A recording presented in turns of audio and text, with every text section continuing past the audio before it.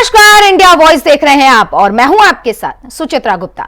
वक्त हो चला है रिपोर्टर लाइव का, जहां पर दिन भर की तमाम बड़ी खबरें पूरे हमारे जो संवाददाता हैं वो ग्राउंड जीरो से आप तक पहुंचाते हैं।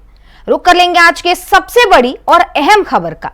उत्तर प्रदेश के संभल जिले में स्थित जामा मस्जिद के सर्वेक्षण को लेकर रविवार को हुए बवाल के बाद सूबे की राजनीति गर्मा गई है और इस मामले पर क्या कुछ बयान आ रहे विपक्षी पार्टियों को की और साथ ही इसे लेकर क्या कुछ विपक्षी पार्टी सरकार पर आरोप लगा रहे हैं, इसे लेकर तमाम जानकारी दे रहे हैं हमारे संवाददाता मोहम्मद आसिफ।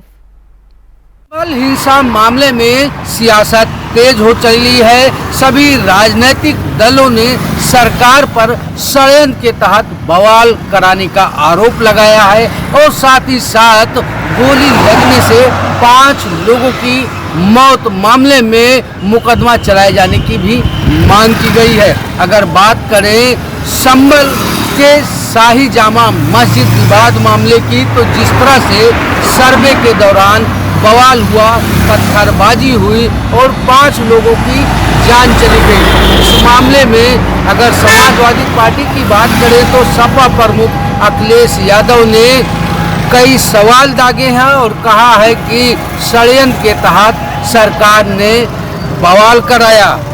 उपचुनाव में धांधली से ध्यान भटकाने के लिए संभल में विवाद करा दिया गया। आनन फानन में आखिर क्यों सर्वे का आदेश दिया गया। वहीं 5 लोगों के मरने के मामले में सपा प्रमुख अखिलेश यादव ने कहा कि पुलिस की गोली से 5 लोगों की जान गई है, यह एक हत्या है, सभी पर हत्या का मुकदमा दर्ज होना चाहिए। वहीं सपा प्रमुख अखिलेश यादव ने कहा कि आखिर गोली चलाने की परमिशन किसने दी। वहीं बसपा की बात करें तो बसपा ने भी निष्पक्ष कार्रवाई की मांग की है और कोर्ट के आदेश के आनन फानन की कार्रवाई पर चिंता भी जताई है। AIMIM ने भी कहा है कि मुस्लिमों को टारगेट किया जा रहा है, तो वहीं कांग्रेस ने प्रदर्शन कर सरकार को घेरा और कहा कि सरकार ने यहाँ पर जानबूझकर दंगा कराया है। फिलहाल अब देखना यह होगा कि जिस तरह से संभल हिंसा हुई, अब कि यह कैसे ठंडी होती है, क्योंकि इसमें सियासत का तड़का भी लग चुका है। सहयोगी फैज के साथ आसिफ बेग, इंडिया वॉइस, लखनऊ। रुकेंगे एक छोटे से ब्रेक के लिए, चल लौटते हैं। ब्रेक के बाद एक बार खबरों का फिर से रुख करेंगे। अगली खबर हाथरस से है। आपको बता दें कि संभल हिंसा की जो आग है वो आसपास के इलाकों में न फैले, इसे लेकर प्रशासन तैयारियों में लगी हुई है। वहीं हाथरस की प्रशासन ने इसे लेकर तैयारियां बरतनी शुरू कर दी है। इसके बारे में क्या कुछ प्रशासन ने कार्रवाई की है, इसके बारे में तमाम जानकारी दे रहे हैं हमारे सहयोगी गौरव पुरोहित। संभल में हुई घटना को लेकर हाथरस पुलिस प्रशासन हाई अलर्ट पर है। पुलिस प्रशासन के द्वारा सभी संवेदनशील इलाकों की निगरानी ड्रोन कैमरे के जरिए की जा रही है तथा जो भी इलाके जहां मिश्रित आबादी के लोग रहते हैं तथा घनी आबादी के लोग और जो इलाके जहां जरा भी अंदेशा है कि यहां ऐसी घटनाओं का फायदा अराजक तत्व बवाल के जरिए कर सकते हैं, वहीं पुलिस प्रशासन के द्वारा गश्त के जरिए भी निगरानी की जा रही है। जिन घरों की छतों पर ईंट, पत्थर तथा जो भी आपत्तिजनक वस्तुएं हो सकती हैं, उसकी निगरानी भी प्रशासन के द्वारा ड्रोन कैमरे के जरिए की जा रही है तथा पुलिस प्रशासन की स्पेशल सेल हर एक संदिग्ध व्यक्ति की निगरानी में लगा हुआ है। पुलिस अधिकारियों का यह भी कहना है कि पब्लिक जनता किसी भी अफवाह पर ध्यान न दे और पुलिस प्रशासन पर भरोसा बनाए रखे। गौरव पुरोहित, इंडिया वॉइस, हाथरस। अगली खबर दिल्ली से है, जहां इंडिया गठबंधन के नेताओं ने एक बैठक की है, लेकिन बैठक में क्या कुछ निर्णय लिए गए हैं, इसके बारे में विस्तार से जानकारी दे रहे हैं हमारे सहयोगी कमल किशोर। राष्ट्रीय राजधानी में अगले साल की शुरुआत में होने वाली विधानसभा चुनाव से पहले कांग्रेस के नए पदाधिकारियों की नियुक्ति की पार्टी के महासचिव के.सी. वेणुगोपाल द्वारा रविवार को जारी नियुक्ति आदेश में कहा गया कि कांग्रेस अध्यक्ष मल्लिकार्जुन खड़गे ने दीपक बाबरिया को दिल्ली के महासचिव प्रभारी से पद से मुक्त कर दिया। उनके स्थान पर काजी मोहम्मद निजामुद्दीन को दिल्ली का AICC प्रभारी बनाया गया। कांग्रेस ने विधानसभा चुनाव के लिए उम्मीदवारों के लिए चयन के लिए स्क्रीनिंग समिति की गठन भी की है। मीनाक्षी नटराजन समिति की अध्यक्ष होंगी, जबकि इमरान मसूद और प्रदीप नरवाल को समिति सदस्य का नियुक्त किया गया। सभी नियुक्तियां तत्काल प्रभाव से लागू होंगी। नियुक्ति आदेश में बताया गया कि एआईसीसी प्रभारी प्रदेश अध्यक्ष और दिल्ली के प्रभारी एआईसीसी महासचिव स्क्रीनिंग समिति के पदन सदस्य होंगे। दिल्ली विधानसभा चुनाव में अगले साल फरवरी में संभावित है। फिलहाल दिल्ली में कांग्रेस का न कोई विधायक है और न ही कोई सांसद। पार्टी विधानसभा चुनाव में इस स्थिति को बदलने की कोशिश करेगी। वीडियो जर्नलिस्ट के साथ मैं कमल किशोर, इंडिया वॉइस, दिल्ली। वहीं आज से संसद का शीतकालीन सत्र शुरू हो गया। जिस सत्र को शुरू होते ही आज प्रधानमंत्री नरेंद्र मोदी भी संसद पहुंचे। आपको बता दें कि इस खबर पर क्या कुछ जानकारी है, यानी कि ये शीतकालीन सत्र कब से कब तक चलने वाला है, विस्तार से बता रहे हैं हमारे सहयोगी अजय चौहान। शीतकालीन का पहला दिन था और सदन के अंदर लगातार कहीं न कहीं कई मुद्दों को लेकर विपक्ष लगातार हंगामा करता रहा, जिसको लेकर के ओम बिरला की अध्यक्षता में पूरे सदन को स्थापित कर दिया गया। बता दें कि पहले 11 बजे से स्टार्ट हुए, उसके बाद 12 बजे तक समय दिया, लेकिन उसके बाद जब प्रधानमंत्री नरेंद्र मोदी पहुंचे वहां पर तो विपक्ष ने कई मुद्दों को उठाया। बता दें कि संभल में चल रही हिंसा को लेकर के वहीं अडानी अंबानी को लेकर भी चर्चा सामने आने लगी। वहीं समाजवादी पार्टी के धर्मेंद्र प्रसाद भी लगातार कहीं ने सवाल खड़ा किया आखिरकार कि जिस तरह से अडानी अंबानी को छूट दी जा रही है, वहीं संभल हिंसा को भी उठाया गया। वहीं राहुल गांधी और प्रियंका गांधी भी वहां मौजूद थी। बताते कि जिस सदन में आज गरिमा को तार किया गया, कहीं ना कहीं देखना भी होगा कि शीतकालीन क्या चल पाएगा या नहीं चला, क्योंकि कोई भी कागज कार्रवाई नहीं की गई थी, क्योंकि आने वाले समय में कई ऐसे मुद्दे हैं जिनको सदन से पास करना है। बता दें वहीं उसको वक्फ बोर्ड को लेकर भी सामने चर्चा होनी थी, लेकिन वो भी ठंडे बस्ते में चले गई। अब देखना है कि कल के दिन जब सदन चलेगा तो क्या सदन चल पाएगा नहीं चल पाएगा। दिल्ली से अजय चौहान, इंडिया वॉइस। वहीं दिल्ली में विधानसभा उपचुनाव होने हैं, उससे पहले विधानसभा उपचुनाव से पहले दिल्ली सरकार ने बुजुर्गों को कुछ खास तोहफा दिया है। क्या कुछ ऐलान किया है सरकार ने, इसके बारे में विस्तार से जानकारी दे रहे हैं हमारे सहयोगी कमल किशोर। दिल्ली में बुजुर्गों के लिए अरविंद केजरीवाल सरकार का बड़ा तोहफा। दिल्ली में प्रेस वार्ता को संबोधित करते हुए दिल्ली के पूर्व मुख्यमंत्री अरविंद केजरीवाल ने कहा कि दिल्ली के बुजुर्गों को एक नया तोहफा हमारी सरकार देने जा रही है। साल 2015 में जब हमारी सरकार बनी थी तब दिल्ली में कुल 3,32,000 वृद्धावस्था पेंशन होल्डर थे। इसके बाद हमने 9 साल में इनको करीब 4.5 लाख कर दिया, जिसके बाद अब हमने 80,000 वृद्धावस्था पेंशन की संख्या को बढ़ा रहे हैं। अब 5.5 लाख बुजुर्गों को पेंशन मिला करेगी। इसको कैबिनेट ने भी पास कर दिया और आवेदन भी ऑनलाइन शुरू हो गए हैं। इस बैच में करीब 10,000 से ज्यादा ऑनलाइन आ भी चुके हैं। अरविंद केजरीवाल ने बताया कि दिल्ली में तमाम इलाकों में घूमने के बाद लोगों ने उनसे इस बात की शिकायत की थी कि उनको वृद्धावस्था पेंशन नहीं आती। केजरीवाल ने बताया कि 60 से अधिक उम्र वाले बुजुर्गों को 2015 से पहले 1,000 रुपए की पेंशन मिलती थी, जिसको बढ़ाकर हमने 2,000 रुपए किया और 70 से ऊपर वालों को 2,500 रुपए मिलती थी, जो पहले 15,000 हुआ करती थी। देश भर के तमाम राज्यों के मुकाबले सबसे ज्यादा दिल्ली में बुजुर्गों को पेंशन दी जा रही है। वहीं वीडियो जर्नलिस्ट के साथ मैं कमल किशोर, इंडिया वॉइस, दिल्ली। वहीं अगली खबर लखनऊ से है, जहां बीजेपी के प्रदेश कार्यालय के बाहर आपको बता दें कि भारी संख्या में दिव्यांग पहुंच गए। लेकिन क्यों, क्या रहा पूरा मामला, विस्तार पूर्वक बता रहे हैं हमारे सहयोगी मोहम्मद अमान।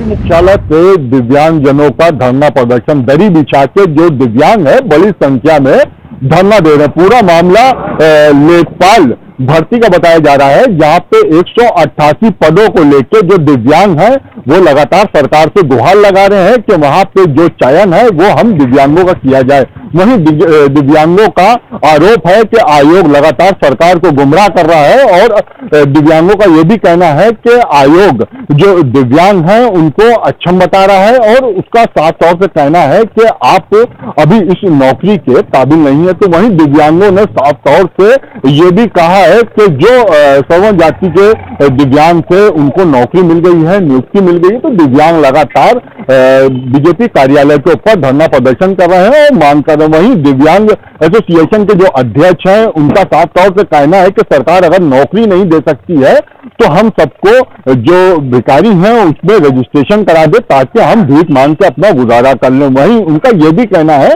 कि जिस तरह से हमारा रजिस्ट्रेशन होगा तो रजिस्ट्रेशन होने के बाद सरकार को हम महीने के 1000 रुपए खुद दे देंगे, यहाँ तक दिव्यांग लोगों का कहना है। और वहीं दिव्यांगों ने यह भी कहा है कि जो बीजेपी की केंद्र में सरकार बनी है तो इन 10 सालों में हम लोगों को मिला है तो सिर्फ विकलांग से एक नाम बदल के दिव्यांग नाम, विकलांग ही बेहतर था दिव्यांग से, जबकि हम लोगों की जो नौबत है वो कहीं ना कहीं ऐसी आई जा रही है कि जहां पे भीख मांगने की स्थिति उत्पन्न हो जाए।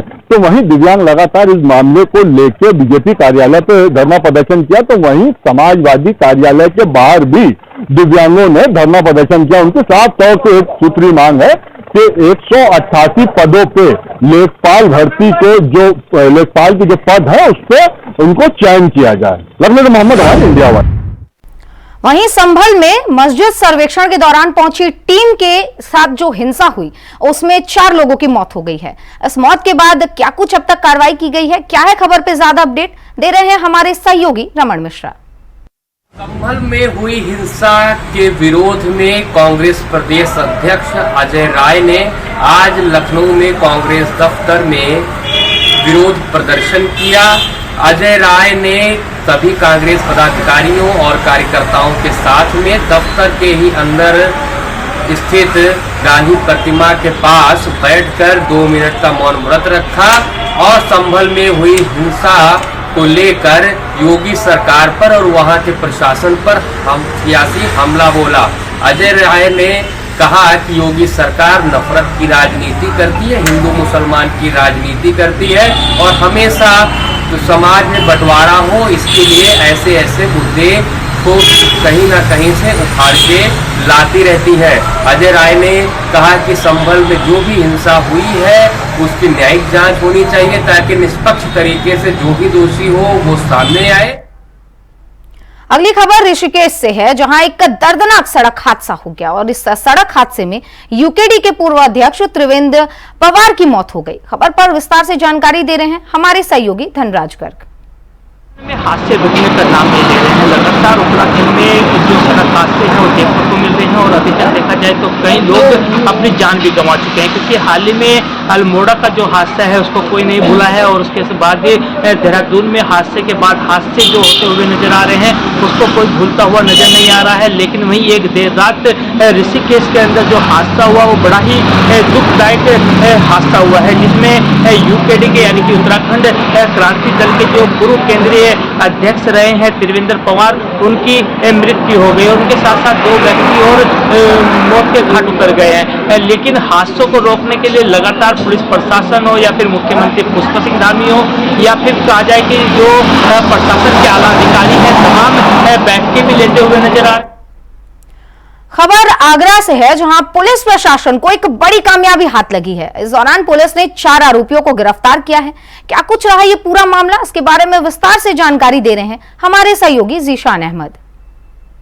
कमिश्नरेट लागू होने के बाद अपराधियों पर लगातार कार्रवाई की जा रही है। वहीं आपको बता दें कि जनपद आगरा में सोने की टप्पेबाजी करने वाला गैंग सक्रिय था। वह कई थाना क्षेत्रों में टप्पेबाजी की घटनाओं को अंजाम दे चुका था। वहीं थाना हरिपर्वत क्षेत्र में एक व्यक्ति के साथ इस गैंग ने सोने की टप्पेबाजी की घटना को अंजाम दिया, जिसके बाद तहरीर के आधार पर थाना हरिपर्वत में मुकदमा दर्ज किया गया और टीमों का गठन किया गया, जिसके बाद आज हरिपर्वत पुलिस और टीमों ने इस घटना का अनावरण किया है। वहीं आपको बता दें टप्पेबाजी करने वाले गैंग के 4 सदस्यों को आगरा पुलिस ने गिरफ्तार कर लिया है। वहीं उनके पास से 2,05,000 रुपए आगरा पुलिस ने बरामद किए हैं। वहीं दोनों वो 4 आरोपी जो गिरफ्तार किए गए हैं उनको जेल भेजने का काम आगरा पुलिस के द्वारा किया जा रहा है। वहीं आगरा में अपराधियों के खिलाफ लगातार कार्रवाई देखने को मिल रही है। अपने सहयोगी उमर के साथ जीशान अहमद, इंडिया वॉइस, आगरा। अगली खबर झांसी से है, जहां पर छुआछूत और जातिवाद को लेकर एक बड़ा बयान सामने आया। लेकिन ये बड़ा बयान किसने दिया है, क्या कुछ रहा ये पूरा मामला, विस्तार से बता रहे हैं हमारे सहयोगी शेख गुल मोहम्मद। धाम के पीठाधीश धीरेन्द्र कृष्ण शास्त्री द्वारा निकाली गई सनातन हिंदू एकता यात्रा आज मध्य प्रदेश से होते हुए झांसी पहुंची। उनके साथ काफी लोगों का हुजूम नजर आया। जैसे ही उनकी यात्रा झांसी में प्रवेश करती है तो लोगों के द्वारा बुलडोजर पर चढ़कर फूलों की वर्षा की गई। इस दौरान झांसी का पुलिस बल भी मुस्तैदी के साथ तैनात नजर आया। झांसी से लगभग 1000 से ज्यादा पुलिसकर्मी इस यात्रा में सुरक्षा व्यवस्था में लगे हुए हैं। वहीं पत्रकारों से बात करते हुए धीरेन्द्र शास्त्री से जब पूछा गया कि आपको काफी जगहों से धमकी दी जा रही है, इस पर आपका क्या कहना है, तो उन्होंने बताया कि लोग हमें उलझाने का काम कर रहे हैं मगर हम उलझेंगे नहीं। हमारी जो हिंदू सनातन एकता यात्रा लोगों को एक करने के लिए निकली है, ये लोगों को एक करके रहेगी और हम निरंतर आगे बढ़ते चलेंगे और काफी लोगों का समर्थन हमें इस यात्रा में मिल भी रहा है। झांसी से इंडिया वॉइस के लिए शेख गुल मोहम्मद। खबर बरेली से है, जहां आपको बता दें कि पुलिस अपराध और अपराधियों पर अंकुश लगाने के लिए नई कार्रवाई कर रही है और इस दौरान बरेली में एक नया अभियान चलाया गया। क्या कुछ है ये अभियान, कैसे अंकुश लगाने की तैयारी की जा रही है, विस्तार पूर्वक बता रहे हैं हमारे सहयोगी अंकुर चौधरी। अनुराग आर्या ने अपने कार्यालय में क्रिमिनल पेटिंग सेल का शुभारंभ किया है। इस क्रिमिनल पेटिंग सेल का जो काम होगा वो ये होगा, जो अपराधी ये कह सकते हैं पाप हो या फिर शराब तस्करी के हो या फिर मादक पदार्थ तस्करी के हो या फिर चेन स्नैचिंग वाले जो अपराधी होते हैं, उन अपराधियों पर विशेष तरीके से ये सेल निगरानी रखेगा। इसी सेल का जो आज शुभारंभ एसएसपी अनुराग आर्या ने अपने कार्यालय में किया। इस कार्य शुभारंभ करने के लिए वहाँ पर मौजूद एसपी सिटी मानुष पारी भी मौजूद है। तमाम तरीके के जो अधिकारी है वो इस कार्यक्रम में मौजूद है। फिलहाल इस कार्यक्रम करने के बाद एसएसपी ने बताया कि जिस तरीके से ट्रैकिंग सेल काम करेगा वो विशेष तौर से इन अपराधियों पर विशेष तरीके से अपराध और अपराधियों पर नकल कसने का काम करेगा। बरेली से के लिए अंकुर चौधरी। अगली खबर कानपुर से है, जहां आपको बता दें एक महत्वपूर्ण जानकारी सामने आई कि महाकुंभ के दौरान प्रशासन ने फैसला लिया है कि 11 फैक्ट्रियों को बंद रखा जाएगा। क्या कुछ है, खबर पर विस्तार पूर्वक जानकारी दे रहे हैं हमारे सहयोगी गौरव शुक्ला।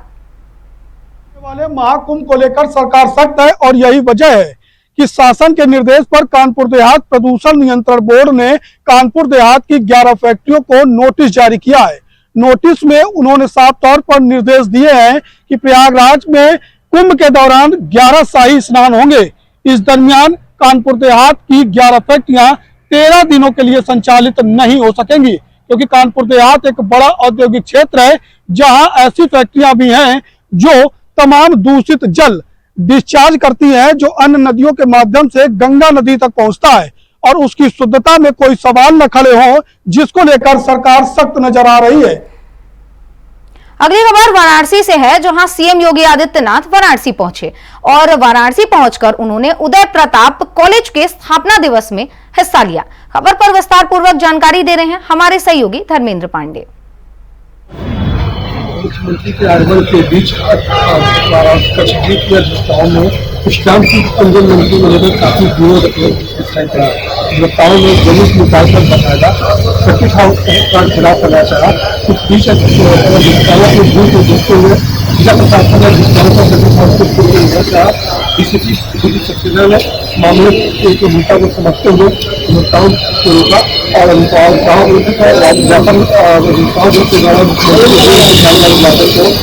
लिया और अभियंताओं को सुविधा दिला के मामले में शांत कराया। वहीं आपको बता दें कि अलीगढ़ से यह खबर है, जहां पर मुस्लिम यूनिवर्सिटी के हिंदू आरक्षित छात्रों ने सड़क पर उतरकर प्रदर्शन किया। क्या कुछ रहा मामला, क्यों छात्र प्रदर्शन करने को मजबूर हो गए, विस्तार पूर्वक जानकारी दे रहे हैं हमारे सहयोगी। अलीगढ़ मुस्लिम विश्वविद्यालय अल्पसंख्यक दर्जे के बाद सुर्खियों में है। उसी के चलते अमूवी छात्र आरक्षण मोर्चा के तले आज सेंटर पॉइंट पर एक हस्ताक्षर अभियान चलाया गया, जिसमें हिंदू छात्रों के द्वारा सैकड़ों लोगों के साथ मिलकर हस्ताक्षर अभियान को चलाया गया, जिसमें उनकी साफ तौर से मांगे हैं कि अलीगढ़ मुस्लिम विश्वविद्यालय में जिस तरीके से अल्पसंख्यक को आरक्षण दिया गया, उसी के चलते SC, ST और OBC को भी इसमें आरक्षण दिया जाना चाहिए। उसी के चलते उनका एक नारा भी है कि बटेंगे तो कटेंगे और एक रहेंगे तो आरक्षण लेकर रहेंगे। इसी के चलते उनके द्वारा सेंटर पॉइंट पर एक हस्ताक्षर अभियान चलाया गया, जिसमें सैकड़ों की तादाद में हिंदू छात्र छात्राओं और हिंदू नेताओं के द्वारा इसके अंदर सम्मिलित किया गया और इसमें हस्ताक्षर अभियान चलाया गया। इसी के साथ हिंदूवादी छात्र नेताओं के द्वारा कहा गया है कि उनके द्वारा एक 5 सूत्रीय मांगों को लेकर राष्ट्रपति महोदय के नाम एक ज्ञापन संबंधित अधिकारी को। अगली खबर वाराणसी से है, जहां वाराणसी के कचौरी अधिवक्ता ने रजिस्टर स्टैंप मंत्री रविंद्र जायसवाल के खिलाफ जुलूस निकाला, सर्किट हाउस का घेराव भी किया। लेकिन क्यों, विस्तार से बता रहे हैं हमारे सहयोगी धर्मेंद्र पांडे। मुख्यमंत्री के आगमन के बीच कचहरी की अधिवक्ताओं में इस्लाम की अंजन मंत्री को लेकर काफी विरोध दिखाई पड़ा। अधिवक्ताओं ने जुलूस निकालकर बकायदा सर्किट हाउस का घेराव करना चाहा। इस बीच अधिवक्ताओं के भूल को देखते हुए जिला प्रशासन ने अधिवक्ताओं का सर्किट हाउस को खोलने नहीं चाहा। डीसीपी सक्सेना ने मामले के गंभीरता को समझते हुए अधिवक्ताओं को रोका और अधिवक्ताओं तो फिलहाल के लिए रिपोर्टर लाइव में आज के लिए बस इतना ही। देश और दुनिया की तमाम बड़ी खबरों के लिए आप बने रहिए इंडिया वॉइस के साथ।